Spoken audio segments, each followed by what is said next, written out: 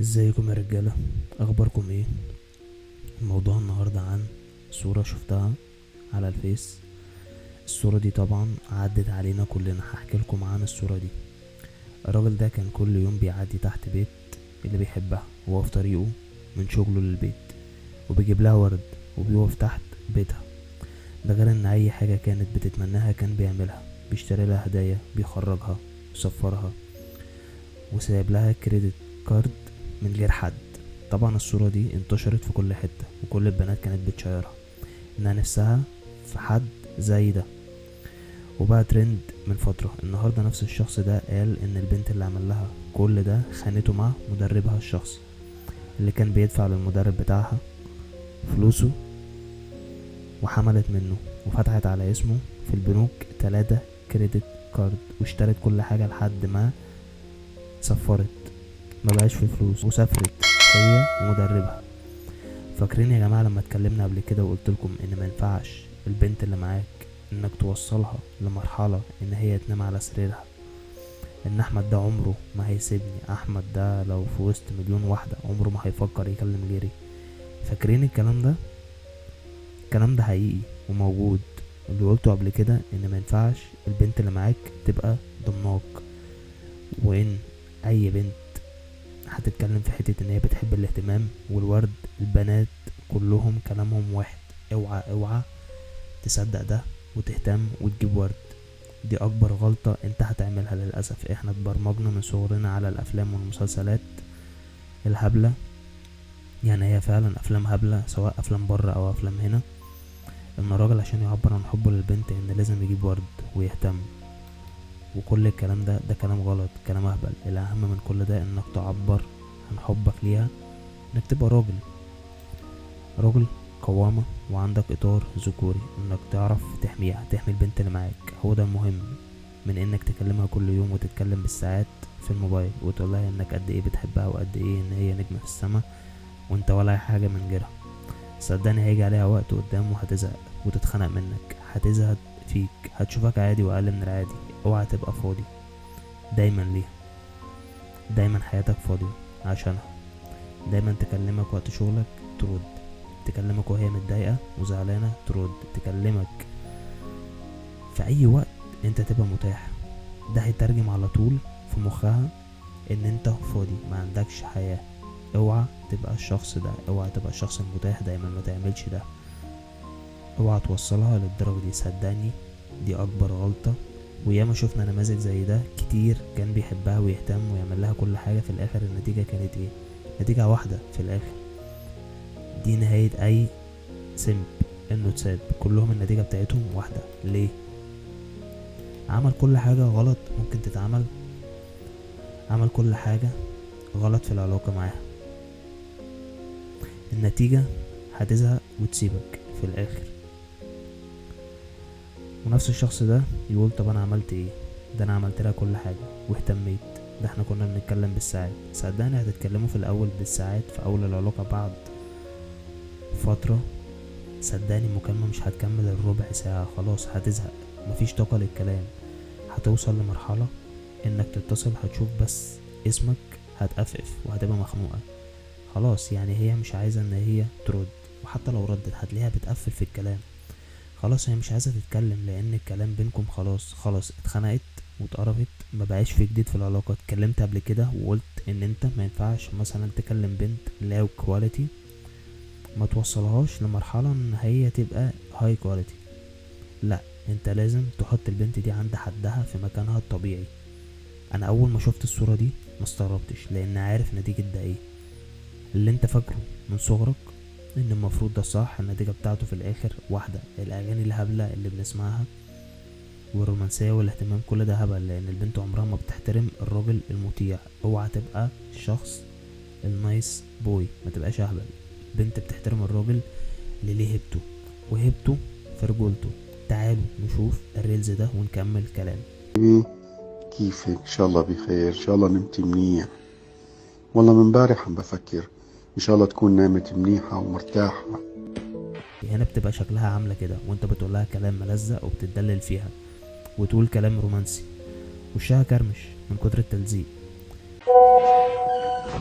وينك يا مو انا فهمتك لما بدق لك تردي. بتعرفي اذا بتكوني برات البيت بدي انا مبسوطة وانت بتكلمها عادي. هي حابة ده ليه؟ البنت بتحب ده، بنت بتحب الراجل. اوعى تفكر انت لما تجيب ورد او انك تنزل على رجلك وتقول لها تقبلي تتجوزيني الكلام ده ان هي هتحبك. ده صدقني مش بتحب الراجل ده. الراجل ما ينفعش ينحني او ينزل على ركبه عشانها مهما كانت مين. ما تعملش ده. الراجل ما بيعملش العبط ده. الراجل اللي عارف قيمة نفسه كويس ما بيعملش ده. الراجل بيعبر عن حبه بالفعل مش بالكلام. مش ان انت تفضل تصرف كتير عليها وان انت تجيب ورد ولا تهتم بزيادة بيها. الراجل بيعبر بانه بيحميها وبيجري عليها بس. وده بيترجم عندها ان طالما انا مع احمد انا مطمنة وانا في امان. انما انت هتفضل عايش النحنحة بس وهتفضل تقول لها بحبك. هي اصلا هتخاف من انها تبقى معاك. صدقني البنت عايزة راجل مش عايزة واحدة صاحبتها. يعني سيبك من الاهتمام. البنات بيهتموا ببعض ويقولوا لبعض كلام حلو. هي مش عايزة تسمع ده. هي عايزة ان انت تبقى راجل. طريقتك معاها طريقة راجل. لما تحطها في الحد بتاعها هي هتحبك وتحترم ده. هي عايزة كده ولكن هي عمرها ما هتعرفك ده. مفيش بنت هتيجي تقولك اعمل ده. انت بتبقى عارفه بنفسك. زي ما شفنا في الصورة دي حبيبها بيصرف وبيهتم وفي الاخر خانته مع مدربها. هل مدربها ده اغنى منه؟ لا. ده هي كانت بتروح الجيم اصلا بالفلوس اللي حبيبها كان بيدفع الفلوس بتاعت الجيم ده حبيبها القديم. فهو كان مجرد بالنسبة لها مزود خدمات مش اكتر. بس هي خلاص شبعت فلوس وشبعت اهتمام. هي عايزة الراجل اللي يحطها في مكانها. هي عايزة الراجل مش عايزة اللي معاه فلوس كتير. اتكلمنا قبل كده في حلقة وقلت ياما شفنا الكلام ده. ياما بنات خانت ناس معاها فلوس وراحت صرفت الفلوس دي على واحد اقل منه ماديا ولكن عنده اطار ذكوري وعارف قيمة نفسه وعارف انه راجل. وحصل اهو بالظبط في الفيديو بتاع النهاردة. كل الكلام ده صدقني حقيقي. طبعا شفت كومنتات البنات على الصور دي منهم مؤيد ومنهم معارض بس النسبة الأكبر إنهم قالوا إن أكيد ده بيعمل حاجة غلط. بيعمل حاجة غلط في العلاقة. وفعلا كلامهم صح. هو ما بيعملش حاجة واحدة غلط في العلاقة. هو عمل كل حاجة غلط في العلاقة ممكن تعملها. بصوا كده الفيديو ده ونرجع نكمل كلامنا. السنين دول انت جيتي في الاخر وقلتي لا انا زهقت مش عايزه اكمل علشان هو بيتكلم وبيقول كلام حلو كتير. او ليه بقى؟ ايه المشكله؟ طب ما انتوا كنتوا بتطلبوا ده في الاول. بتطلبوا ان الراجل يقول كلام حلو كتير في الاول. طب ليه لما الراجل عمل كده؟ عشان هو كان بزياده قوي. هو مش الكلام الحلو العادي، لا هو كان بزياده طول الوقت اللي هو كتير قوي. يعني في المكالمه بيعمل ايه مثلا؟ يفضل يقول بحبك كتير، يقول كلام حلو يعني ويعيد ويزيد فيه كتير يعني بلا هدف. بحبك زياده بحبك اقسم بالله اهو هنا هي طالبة اهتمام وحب وانت اهتميت وحبيت زي ما هي قالت لك تعمل زي الحمار. نكمل بقية الفيديو. بجد كده ممكن يكون بيبين مشاعره. بيبين مشاعره بان هو يقول لي بحبك كتير. ازاي؟ يعني انت شايفه ان الكتير زياده عن اللزوم البنت بتبعد عنه مهما كانت بتحبه او مهما كنا مقضيين وقت قد ايه مع بعض فهبعد وانا عايزك اوفر قوي والله. ما هو مش منطقي يعني. ما هو العلاقه ما بتبقاش كده بس قوي. امه قوي والله. انت اللي واخده المسؤوليه. اه طب وهل البنت بتبقى عايزه ده ولا مش عايزه ده؟ اكيد لا. كده البنت بتبقى حابه ان هي اللي تكون مسؤوله منه مش مسؤوله عنه.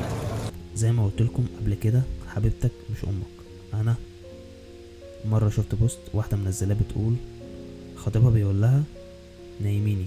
انا كنت بفكر الكلام ده هزار لحد ما شفت ان فعلا في بنات كتير قوي بتقول نفس الكلام. طيب انا مش فاهم انت عايزها تنامك ازاي؟ تقول لك حدوته؟ انت كده قابل على نفسك تبقى بالنسبه لها طفل. وحتى لو هي عملت ده فانت نزلت في نظرها بعد الكلمه دي. مفيش كده في العلاقه. هي العلاقه ان هي اللي تبقى مسؤوله منك مش انت اللي مسؤول منها. انا اي حد بيجي مثلا بيقول لي انه عايز مثلا يفشكل العلاقه دي، عايز يخلع او عايزها تسيبه او انت تسيبها، انا بقول له حاجه واحده والله يعني روح اهتم بيها. كلمها كل يوم تبقى ملزق قول لها كلام حب اهتم وهات ورد هتسيبك. ليه؟ هي مش عايزه ده.